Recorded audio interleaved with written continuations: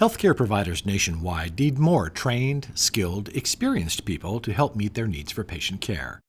Military healthcare veterans, such as medics and corpsmen, offer these in-demand talents, but translating them into a comparable civilian setting where their training is valued and respected can be complicated. That's why the state of Wisconsin took action to ease the process. And so far, it's working well.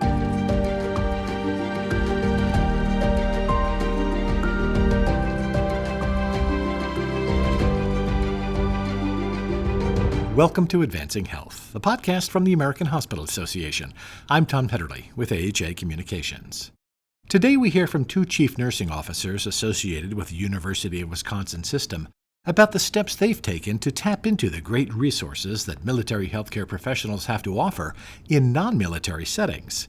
As we learn, cultural differences are something that civilian healthcare employers need to keep in mind, as military service members are, quote, focused on completing their mission. Let's listen in. Thanks, Tom. I'm Elisa Arispacochaga, Vice President of Clinical Affairs and Workforce. I'm joined today by Ann Mork, CNO, Ambulatory and Nursing Care Services, UW Health, and Luke Sticht, former Vice President and CNO, American Family Children's Hospital, UW Health Kids. And today we're going to talk about how UW Health really shifted from being military friendly in their culture to a culture that really is truly ready, willing, and able to welcome and support military-trained team members in pursuing their healthcare careers. So to get started, I'm going to start with you, Ann, and then I'll turn it over to you, Luke. Tell me a little bit about your organization and your role.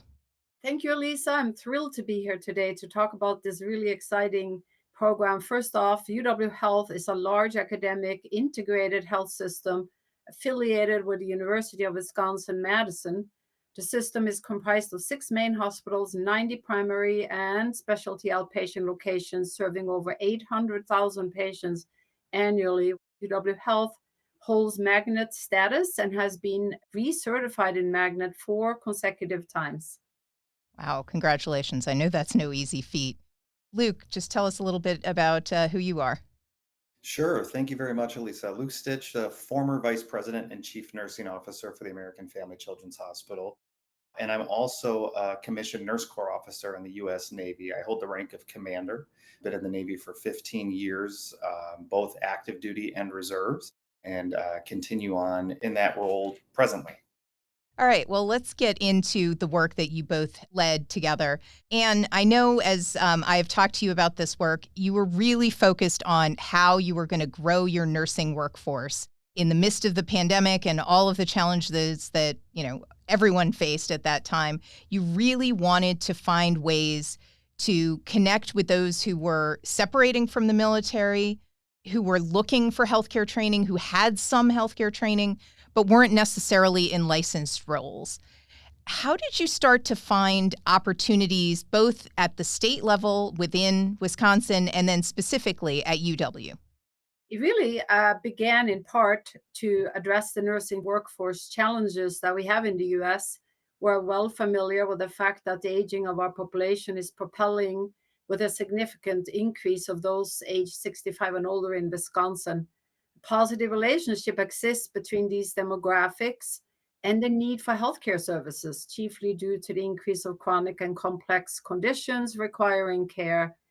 The program really started with my CNE, Rudy Jackson, was contacted by Ann Zink, who's RN MHA Senior VP of Workforce and Clinical Practice at Wisconsin Hospital Association. She served as the head of the coalition that partnered with Heroes for Healthcare to pass legislation, Assembly Bill 720. Heroes for Healthcare is a nonprofit organization administering the Wisconsin Military Medics and Corpsmen WISMAC program for transitioning medically trained veterans to work in civilian healthcare.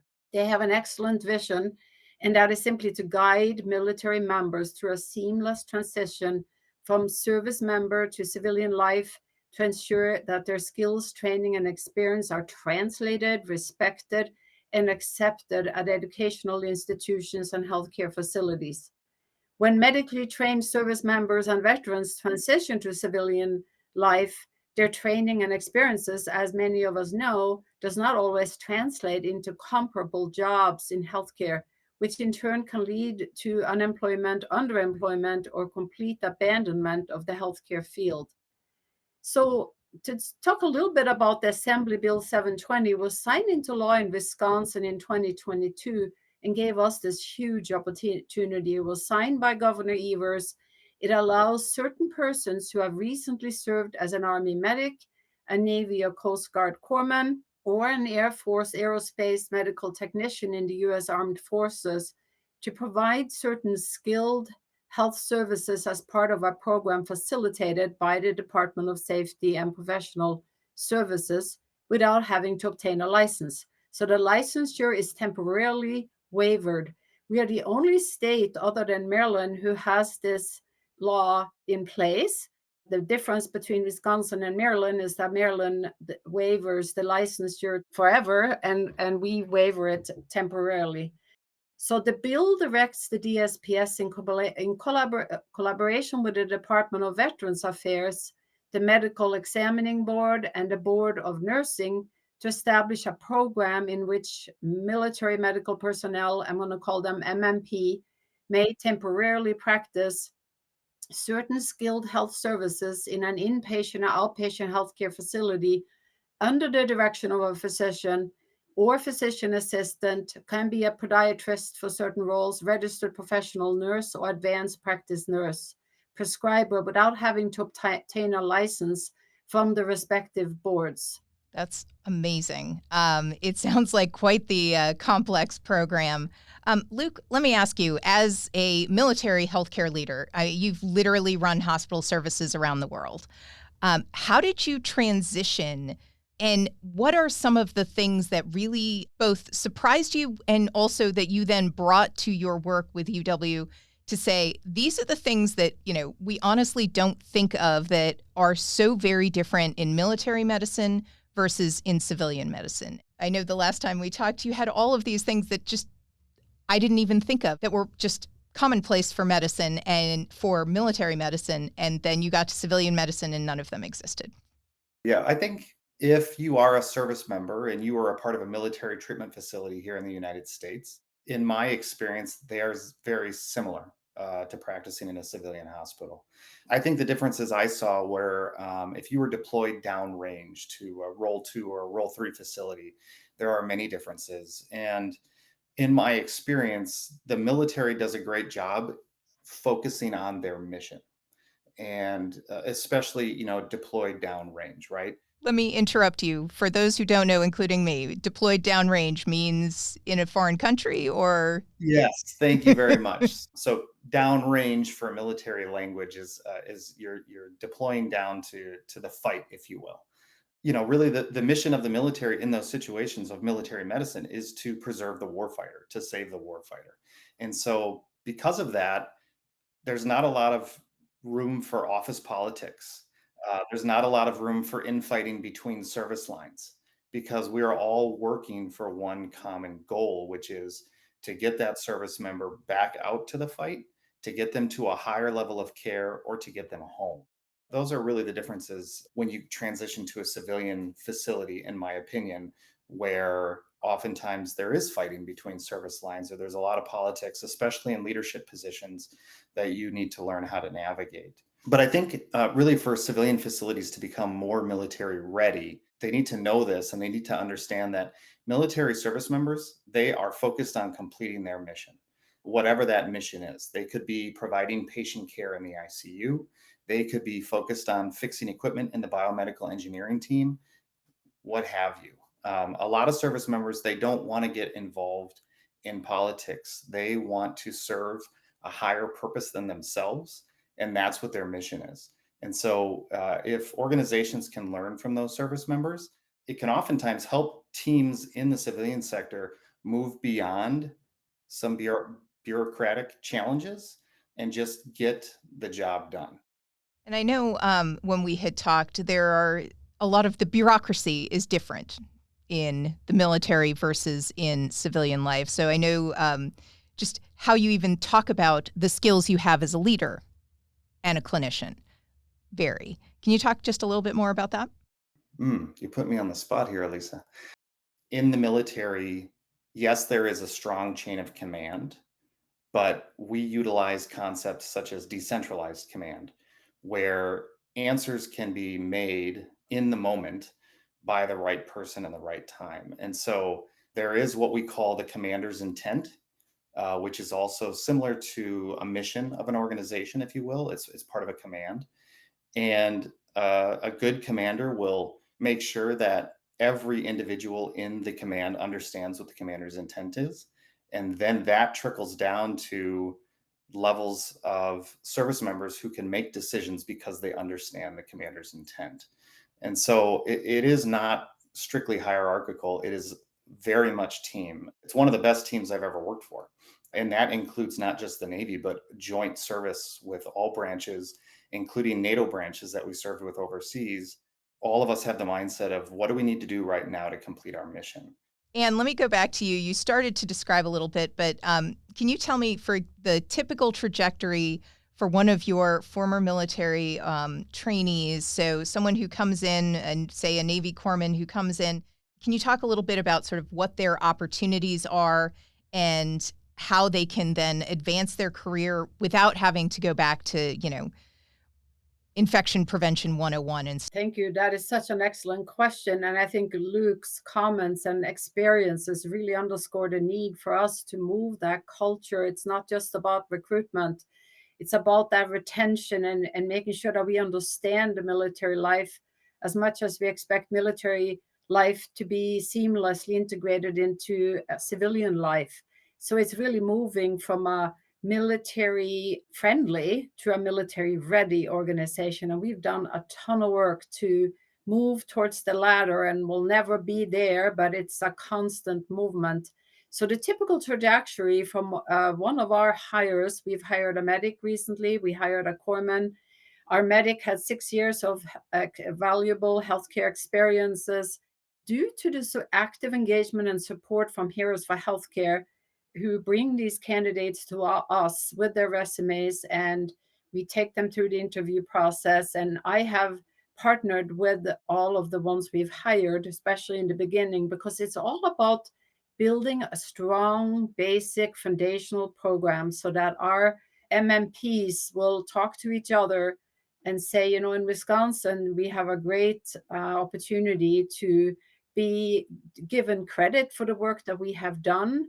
We're starting to partner with colleges to look at, giving credits as well. But even for us at UW Health to look at their resume and give them recognition for the background that they have.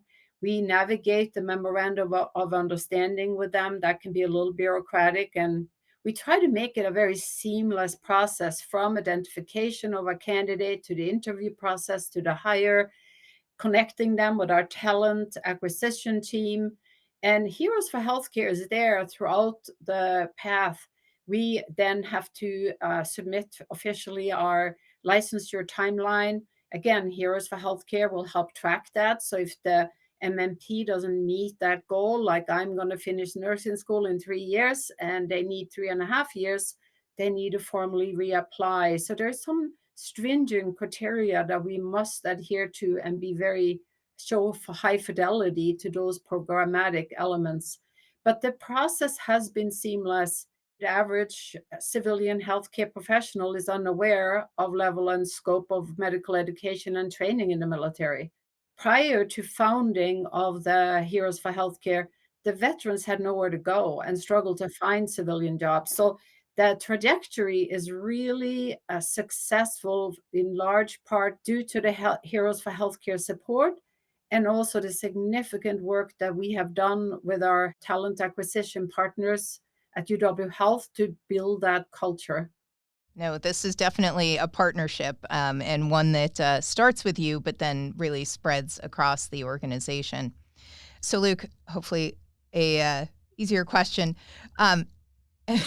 What can hospitals and health systems do to really more proactively both reach out to these team members and, the partnership with Heroes for Healthcare is an example, to encourage them to come to the organization? How do you help them once they get there stay and feel connected to the organization once they start?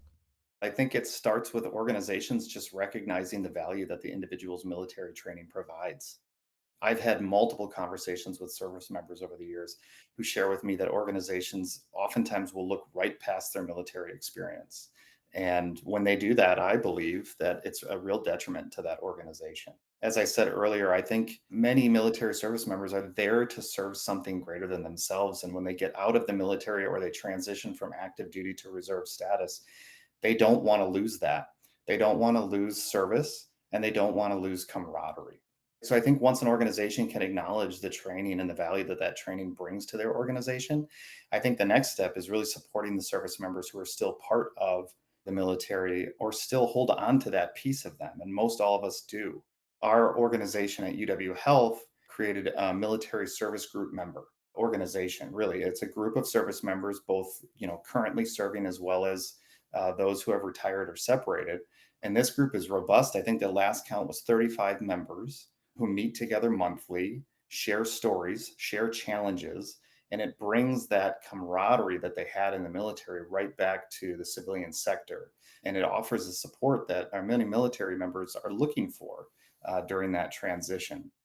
Support from the organization, right? Legally, all organizations have to support Guard and Reserves and our reserve members.